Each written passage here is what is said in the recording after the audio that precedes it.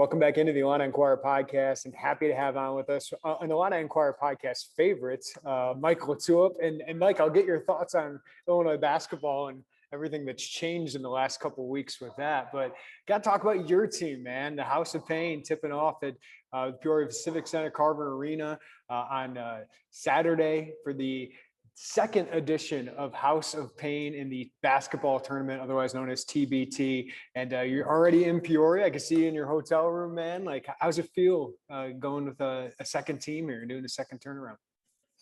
Man, it's every single year. Last year was unique because we were bubbled up in a hotel and you couldn't leave the hotel. And this year you're a little bit more left to your own devices where you got to find out food situation, practice court, where can we go do training camp. It was all built in last year to that one hotel. So yeah, I mean, there's certain hurdles or certain challenges, but I think, when you think about Saturday, when you think about getting these guys on the court and people being in the stands and being able to cheer them on again, their own families being in the stands again, and it's been so long since they've even just had that. So those are the things that you get over those hurdles to have those moments and those experiences. So year two, we're here in Peoria, hopefully going to have a solid orange and blue contingency on hand, and we're going to let it fly, man. Like this is what this tournament's all about. Just, taking it game by game and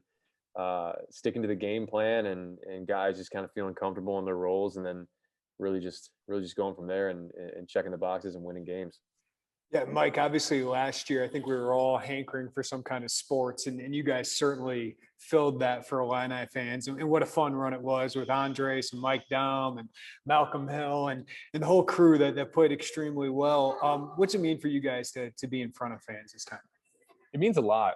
I think anyone that's put on a uniform, whether it's an Illini uniform or, the two or three guys we have on our team that weren't Illini, how much a fan base and just in general, as a support, how much that means. And as we're trying to build this team, I think part of the reason this is even in Peoria is because the TBT saw the potential for the Illini fan base, and we you and I see it firsthand. Just how passionate this fan base is. And I think it's special because it's a really, really unique opportunity. Whereas in other situations, how many times are you going to be able to see Ravonte Rice play again after he leaves Illinois, right? If he goes overseas, and he's been playing in Japan and Italy and all these different places. So it offers that. And I think there's something to be said about that. There's something to be said about, when they finally end their career with the orange and blue, like it isn't necessarily over. They do have another chance to don the orange and blue again. And that's, when you talk to Brandon, when you talk to Ray, when you talk to Nana and all these guys, like that's really what's most important. Cash prize at the end, great, icing on the cake, but the opportunity to play in front of these fans again and the opportunity to wear those colors again is really kind of at the top of the list for them. Obviously, I hope that arena is filled with orange and blue fans and fans from other teams as well, Mike. But what has been the response that you felt from fans as you guys put this team together for a second year? Some fan favorites coming back, but also you mentioned it, Ray being able to play this time, Brandon Paul, who's an Illini all-time great. What's been your interaction with fans, and what's your hope? Yeah, I think there's a lot of excitement. I really do. And I think what I've appreciated is this fan base's willingness to kind of roll with the punches. It's a very imperfect scenario. I mean, you got guys that are dealing with agents, contract situations, specifically for Malcolm Hill, NBA Summer League, and you just never know what's going to pop up. We may make a roster announcement that is set in stone at the time and changes 2 weeks later, and that's just kind of the nature of it. And I think the more years we stack for the House of Paign, the more I think people understand what it is. And what I always like to say is the roster isn't done until we take the floor on Saturday. It's just, it's a 7-8 month process that culminates in one single elimination game. And I think what we've seen from this fan base and what these guys have seen is just, it gives you that nostalgia. It kind of feels like you're there again. And I know there's been guys on the team that have shared that, like, man, I feel like, I feel like I'm really playing there again. And I'll even say I was riding in the car with Mike Dom yesterday, and he sent out a tweet like Peoria bound, and it just blew up with the Illini fans. And and I'll be dead honest, it's a huge reason he is playing for us again this year. The support last year, even for him, I think it meant a lot. Him being a guy that wasn't even an Illini, but sees how passionate this fan base is about hoops, sees how passionate they are about just players that, whether you played or not, if you're wearing the orange and blue, you're kind of one of us. And each guy has echoed that sentiment where, you just, there's something special about it. And then now you factor in fans being in the stands. I did get word that the Illinois men's basketball team will be in the house as well, which is going to be just really cool. And I think it's really special for people to see, like, this is what Illinois basketball is. It's a fantastic culture. It's it's, if you wear the orange and blue, you care deeply. And whether you're playing in the State Farm Center or going to see some guys that aren't in the orange and blue anymore, it means a lot, as it is. So we're excited, man. This fan base has been incredible.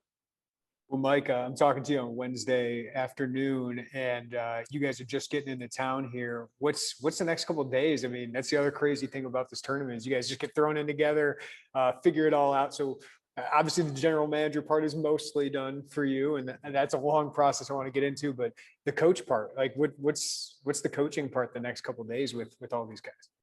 Yeah, I think I always say, man, it never ends. There's making sure that guys are taken care of, and uh, just little stuff, right? Like, hey, if you check into the hotel, there's going to be a hold on your card.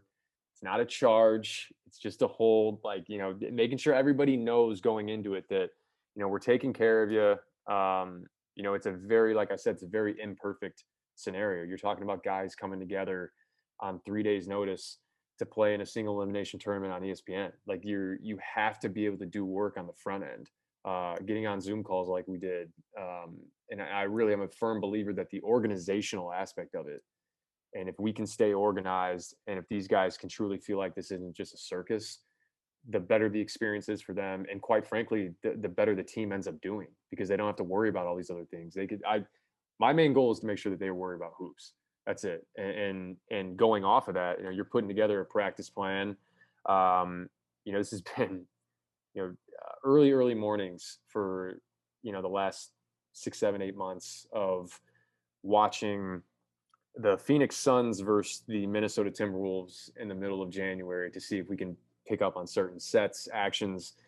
How does it fit our personnel? And being able to implement those plays, and then just finding, hey, we're going to go find 60 or 70 out of timeout plays that we can just have and draw up at any moment.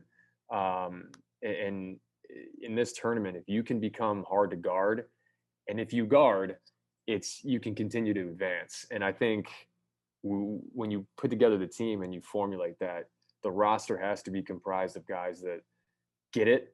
That's a very vague term, but when you say it, everybody knows what you're talking about. Like, guys that get it, guys that are, smart, can pick up on those plays in a couple of days time, and and good guys. I mean, guys that aren't going to be crazy high maintenance or complaining about this or that. It all goes into making it a great experience, not only just for this year, but for guys that are on the team to say, hey, you know what, that was great, I'm coming back next year. So that those are the things that you factor in. But from a coaching standpoint, there's all the logistical aspects of it, where you kind of are like the director of basketball operations, and then you're also, hey, we got a practice plan, we're implementing set plays today at training camp. How can we create such a succinct practice plan, but also at the same time keep these guys fresh, but feel like they got something out of it too. So you fine tune it. There's plenty of people that I have used as resources. And I think I said it last year. It's not, I can't go into this thinking that I got it all figured out. I like to think I have a solid basketball acumen, but there's too many people out there to not learn from. And whether that's Brian Cooley, who was my coach at Wright State, and he's at Colorado State now. James Herring has been awesome throughout all of this. Jamal Walker, I'm still talking with, even just some of the guys on the current Illinois staff as well, just trying to pick anybody's brains, whether it's recruiting, whether it's logistics, whether, and you're talking to former Dobos, you're talking to former assistant coaches who have been in the trenches recruiting, and you just try to take things from different people and try to implement it into what we're doing. And it's crazy. It's a lot, but the reward is always great seeing these guys take the floor. Yeah, it feels like you're Brad Underwood a little bit. Your roster's in flux until the very end, and let's address some of that. Mike, is you had Jalen Tate and Laron Black on the team, and they have other things that have come up. But you had Loudon Love, a kid you knew from Wright State, had a heck of a career there. So, what has been the roster kind of churn here in the last couple of weeks since you guys have announced them? Yeah, I really wish some people could have a behind the scenes look at the roster, because you think you have a roster 1 minute and 1, 2, 3 guys drop. Now you're going out, and then now you factor in, we probably got to get guys that are vaccinated. We probably get, you're trying to limit exposure, and right now our team, obviously Laron, graduate assistant at Dayton now. We're extremely happy for him. He deserves that opportunity, and is just time constraint. So he's not able to make it. Jalen Tate decided to sign a summer deal in Canada, so he's going up there. Obviously Malcolm Hill is doing summer league, and we are currently in the process of making sure that we can get Andres Feliz here in the country. And it's been months of visa applications, Zoom calls with people that are involved in Congress. Like we've really done everything we can, and we knew it was going to come down to the buzzer. We knew it was going to be close, and we're actively working on it. And there's definitely a chance that we can have him out there. We're trying to stay diligent with it and make sure that we're checking all the boxes so that he can get here safely, and we can have him out there. Yeah, so I mean, obviously Andres is a player people are really excited to see, Mike, and hopefully he can play as quickly as possible. But for what you can share, like what is the issue with Andres? Because obviously he's a fantastic player, had a great year overseas. And what's your hope? Like, do you think he'll be able to play this first weekend, or are you hoping to prolong this so that he can eventually get with you guys? Both. I mean, the hope is that he can play this weekend, and the hope is also that we can continue winning to buy him a little bit of time. And the situation right now, so he has he has put in his application for a marital visa with his wife, and so that he can get approved for that. And what we've come to understand is that if you have a marital visa, it's very tough to get a tourist visa also while that is processing. So what we had to do is go find another. There are a ton of classifications of visas. I was doing some. You become an expert apparently too. Yeah, if somebody needs to get into the country, hit me up. And one of the classifications on the visa is a P1, and the P1 is in parentheses athlete. And what that P1 allows you to do is come to and I was doing this research on my own, and I found the P1 visa, which is an athlete competing in the United States for a cash prize, in a tournament for a cash prize. I go, did the TBT make this classification? Because that's exactly what it is. And the typical turnaround time on those applications are 3 to 6 months. So we've worked to expedite that, and getting on Zoom calls with different people, and whether it's you talk about like the Federation of Sport in the Dominican, and trying to make sure that if we do get the approval, he needs to get an interview in the embassy. We need to get him tested so he can fly here, and then on top of that, getting him here and booking a flight, making sure that we can do all that. So we're right there. We're on the 5-yard line, if you will, and we just need to punch it in. So it's typically with these types of processes, it takes forever. So we're trying to do everything we can to expedite that. I know how much he means to this fan base. I know how much he means to this team, period. Like he was so incredible for us last year. I've said it before, just serving as, he doesn't say much, but he's such a calming influence to the team. And guys really look to him. So, we're like I said, ad nauseum, I'll say it. We're doing all we can at the moment to make sure that he can get here safely. And we're in the process of making sure that all that criteria is met. Yeah, obviously, Mike, you're wondering probably more about the NBA and what they have to deal with, and even as you said, the Davos of college basketball now with it being such an international game. But yeah, hopefully you can get here and play. But if not, you have a really good roster with a really good backcourt. Let's talk about that, man. I mean, Dimitri McCamey is one of the best point guards that's been at Illinois, even though he might get a little underrated. Brandon Paul is one of the best scorers in Illinois history, and Ravonte Rice. I was doing some stats looking into Kofi and some of the stats of the last decade. He's one of the best players. I know it wasn't a great decade for Illinois, but I feel like he gets underrated a little bit because of the era he played in. What does that trio do for you in the backcourt?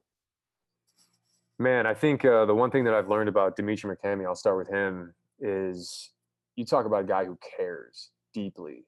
And he, from the second that him and I talked and he was like, hey man, I want to play with you guys. He's been so involved in making sure that everything's going smoothly and checking in on me, I'm checking in on him, and all that stuff goes a long way when you talk about trying to put together a team and having guys that are bought in. There's one thing about Dimitri McCamey, he is bought in. And he's really worked his way into, getting in better conditioning as well. I think he still has aspirations to play again overseas this year. So he's really, really in a good place right now. And I think what he's able to offer this team, you're talking about a guy who was his senior year at Illinois, shot about 45% from three. And he's such a good playmaker as well. And the more that you can add guys like that, we've added more scoring to this team. There's no question about that with Brandon, with Ray. And if you're going to do that, you need to add more facilitators, just period. That's how you have to find balance. If you go out there and roll 5 scorers out there and none of them facilitate, it's kind of like trying to fit a square into a round hole. So we find those facilitators, guys that want to get other guys involved, and we maybe touch on Juice Thompson later, but he's another guy that does that. I forgot to bring him up, and I was just about to. Yeah. And you want to talk about a guy that's kind of forgotten, like Juice Thompson rolls out of bed and shoots 43% from three. Like he just does. And it's 6.5, 7 assists a game in one of the top leagues in Europe this past year. Like and the one thing that we always do, whether it's McCamey or whether it's Juice Thompson, when I'm watching film, right, and I'm trying to find a point guard, hey, how can we find a point guard and what does that look like? And, you can go through overseas and find numbers and find a guy who's like a top assist guy in his league in Turkey, right? Or you find, and you'll go watch film, and the thing that you need to figure out is what kind of assists those are. Are they facilitating assists or are they usage assists? And the difference is, if it's usage assists, it's a guy that just has his ball has the ball in his hands the entire game and is getting assists just by way of swinging the ball around the arc or just having it late clock and swing it. But like, is this person making facilitating assists? Are they making the team better? Are they setting guys up? And that's the thing when I was watching film on Juice, what strikes you is he's talented offensively and he can knock down shots, but he facilitates. He will get guys in the right spot, deliver it on time, on target. And it was just kind of a no-brainer. I mean, he's another guy that when I reached out to him was just, I didn't even have to convince him. Like I reached out to him, laid the opportunity out to him, and he was like, I'm in. Say no more. I'm in. I just want to play. And then so those are the things we look at. And we're really happy about the addition of Juice but then going into Brandon and Ray, you talk about two guys that I played with, that I guarded, and I know how difficult that is. How'd that go for you? Yeah, I mean, I like to think that I held my own from time to time, but when it came to Ray, you just ended up having to take charges on the ball. That was the way to stop him. Like I truly had to work on, if I can slide these 2 steps quick enough and just take it on the chest, like Ray will do the rest and run me over. I saw him play football in high school, man. He can run people over. He is, yeah. My sternum's probably still feeling it to this day. But Ray is so talented, man. Like he is, and really, what I'm excited for is people to see him now. Like he's in such great shape. Like he is built like a pro, and his facilitating as well. I talked about facilitating with Juice, but Ray has been fantastic in ball screen situations. He didn't do much of that at Illinois, but he has gotten so much better in that area. And Brandon too. Brandon, had a lot of success in ball screen situations this year in Adelaide as well. So both of them offer so much. Brandon just, his scoring ability, his versatility, his length. They all three of them guard too. All four of them. Meach is physical and is able to use his body. Juice just picks you up full court, wants to get in your face. Brandon and Ray are physical, long.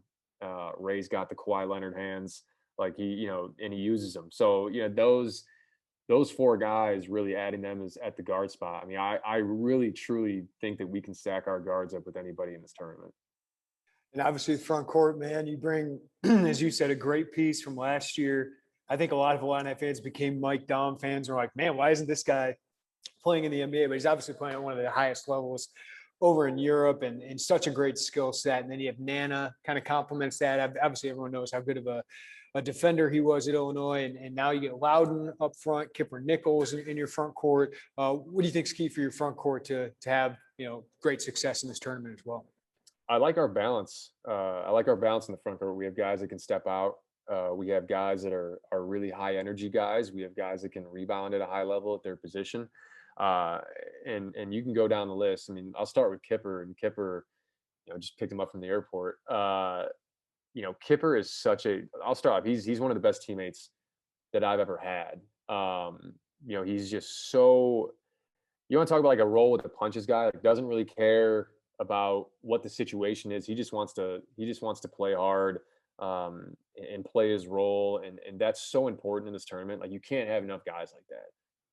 Guys that truly just get it, and want to play those roles. And he's a guy that we're gonna count on, to come in and provide energy, knock down some shots, rebound for his position at a high level.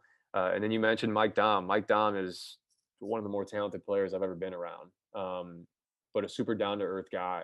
And that all, like I said, it all factors into having a team full of good guys that want to buy in and don't think they're above it. I think that's oftentimes you'll have guys that don't want to play in this tournament because they just think that it's beneath them.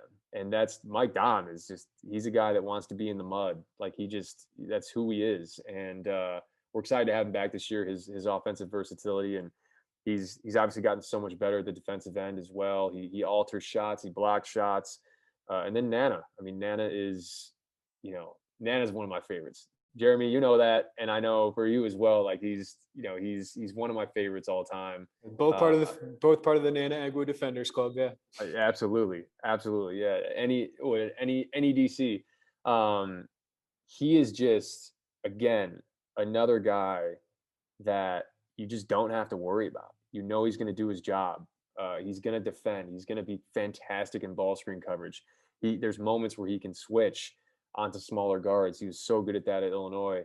And then offensively, you want to talk about low maintenance. Like, he doesn't need the ball to be happy.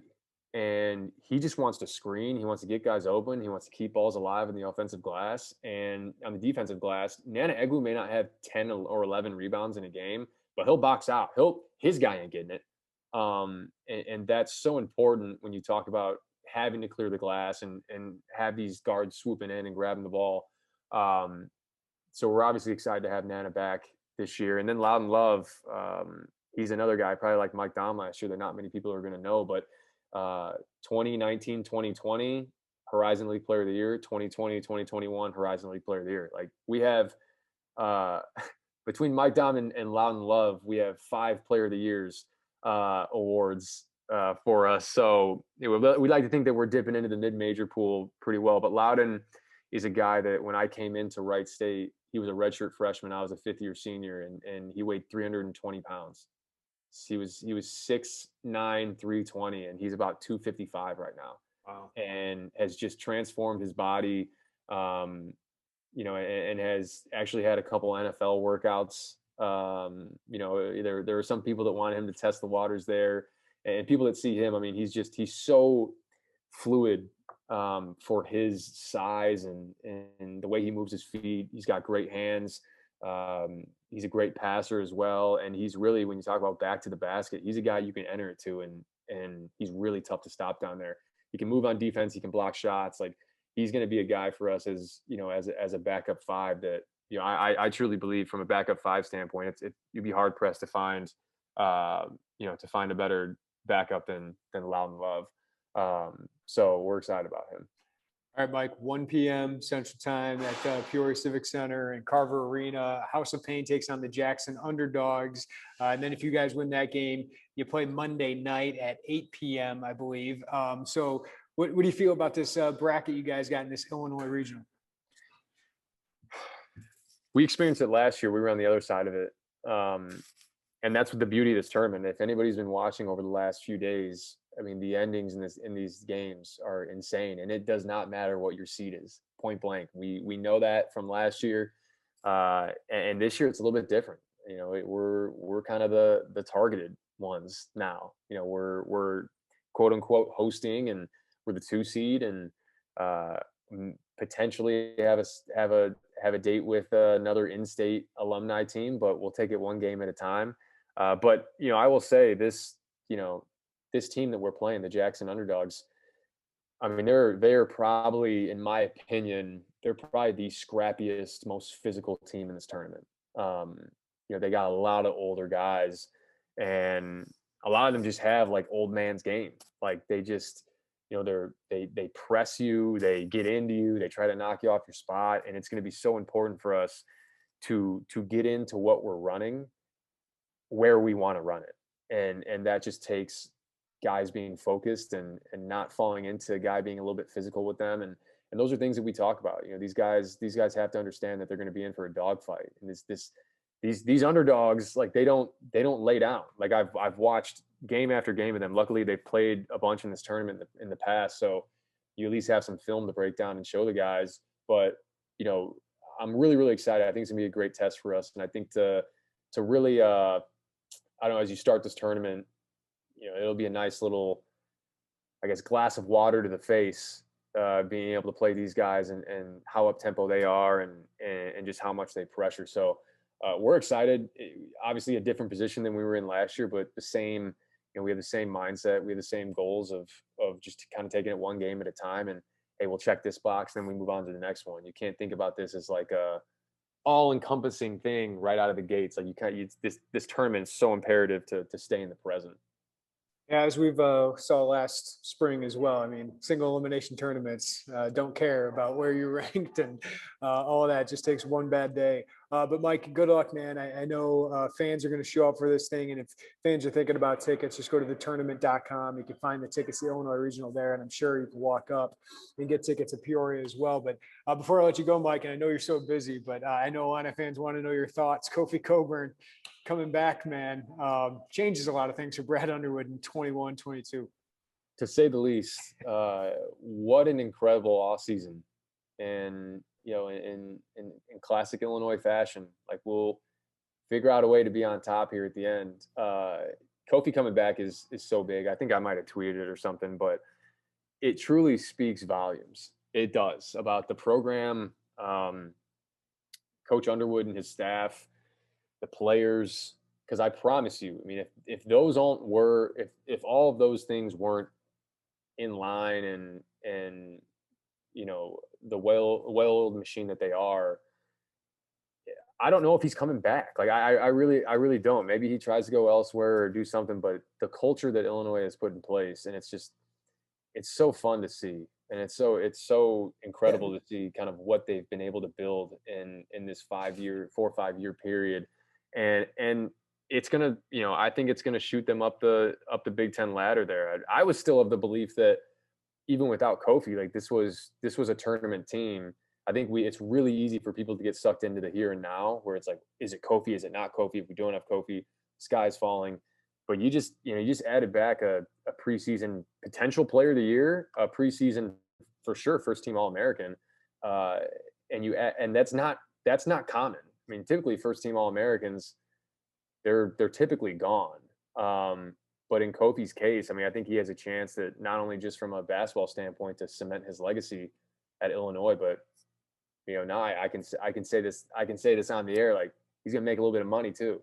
So there's that's obviously an upside. I mean, as much as the Dawson Garcia thing was the downside of NIL. Kofi was the upside. And I think if you ask any Illini fan, it's like, yeah, we'll take that. Feels like for once, Mike, NIL came to help you, like kind of like last year. I think I was gone if the pandemic happened. So it's weird that those two things are maybe helping Illinois basketball a little bit. You hate to think about it that way, but I think it is. But also, like you mentioned the word culture, and that's a big word people throw around. Every coach throws it around. But I think you mentioned it with your team, right? Like Mike Daum had fun last year. Winning's a part of that. But it does matter. Those things do matter. And Kofi today with us, when he talked a lot about legacy, talked a lot about the fans. And while he's not coming back unless he's making money, and maybe other schools, and maybe if Kentucky wanted him a little bit more, maybe he ends up there. But all those things end up mattering. And you're right, he's comfortable here. Jeff Alexander played a big role in it. Brad Underwood played a big role in it. So, yeah, if those things aren't in place, maybe he's playing for somebody else this year. Yeah, and I think you mentioned culture, and I'll even just tie it back into what we're doing this weekend. I mean, when you have the entire Illinois men's basketball team coming down to support you in Peoria, like that's culture. Like that's a program. That's guys that want to be together and will just, hey, it's not just one guy going. Like if one of us goes, we all go because we want to be there. And like that, I'm telling you, like not every team is like that, Jeremy. Like we talked about that earlier in February, and kind of ended up coming to fruition after the season. But this team and kind of what they're able to accomplish, you got Curbelo taking another step forward this year. He should be right in line there to be all league without question. Trent is about as experienced as it gets. DeMonte, the same thing. I mean, this team is so deep. I think I don't know if it was Andy Katz the other day saying that like depth was their issue. They certainly have depth, but I will say, I mean, depth can be an issue, even if you have it, because now you're trying to figure out you have 8, 9, 10, the 8th, 9th, 10th guy in your team. This year for Illinois are really good players. And all of those players have certain expectations for themselves. And how do you manage that? How do you keep guys bought in, right? And I think that's the challenge. When you have, 6, 7 guys that are no-brainers going to play, and then after that, like it's a little bit easier. And then now, that's kind of the price of having a really successful program. Like these things happen. You have really good players that aren't going to play as much as they expect. And if, I'm telling you, it takes one guy to kind of spread that throughout the misery loves company. And if your 9th, 10th guy isn't happy, you need to find ways, and that's on the players, to make sure that everybody's staying engaged and feeling a part of it, and that whether you're playing, 8 minutes or playing 32 minutes, that you're as big a part of this as anybody else.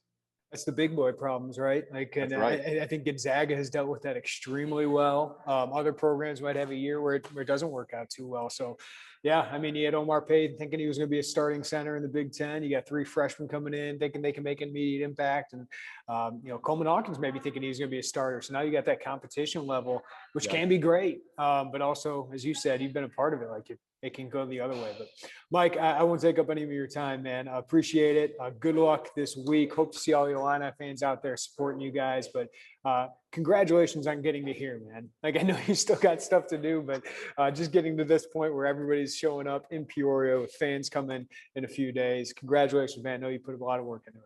Yeah, I appreciate it, man. Let's talk some more Illini hoops during the season. We'll do.